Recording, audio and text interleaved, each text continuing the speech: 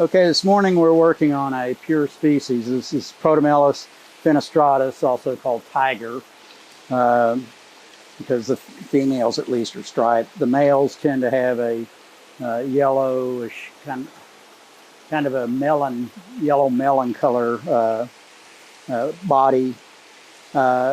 It's a really big fish. We lost the entire breeding colony.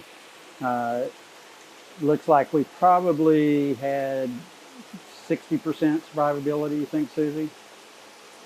Somewhere around 60% in greenhouse 1. Lost everybody in greenhouse 2, where the breeding colony was. I've separated out 29 possible females. Susie, you want to zoom in on that bucket? These are, they get really big and they're hard to sex at this size, but I think those are likely females. And we're going to go through the males right now and pick a possible breeder. Again, these are half the size of adults, but they're starting to color up. So I'm going to try to pick some good males. I kind of like both of those. Not too happy with him. He's not colored yet. No. Definitely not that one.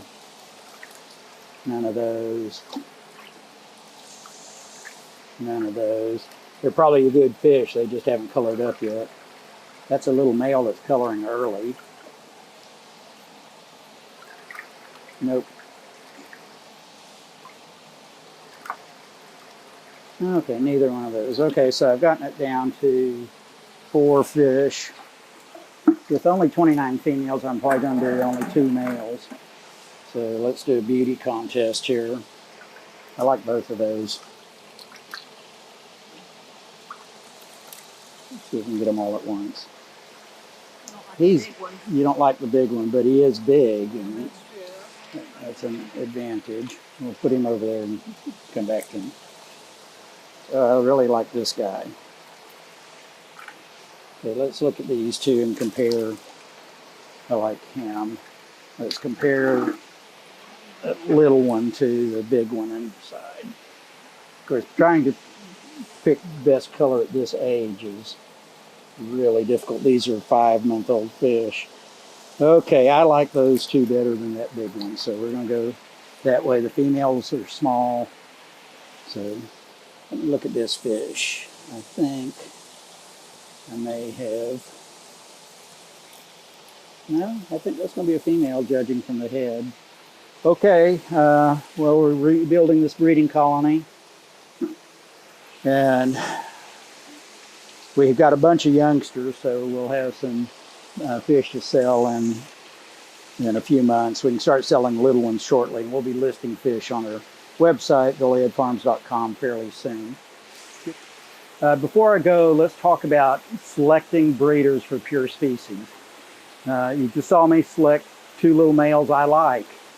Now, do those preferences meet what that fish is in the wild? I don't know. It's really, really difficult to not pick the most attractive males to breed from. Whatever your preference is going to color future generations of that fish. And I just demonstrated possibly picking males that are more colorful than they would be in the wild. I guess we'll see in a few generations. We can maybe compare them to the photos of wild fish and see. Of course, if you look at Lake Malawi, it's a big lake.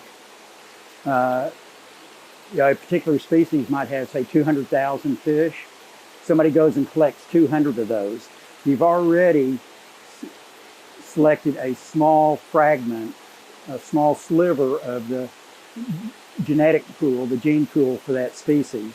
Then they get to the US or to Europe. A hobbyist or a breeder buys a male and say 3 or 4 females.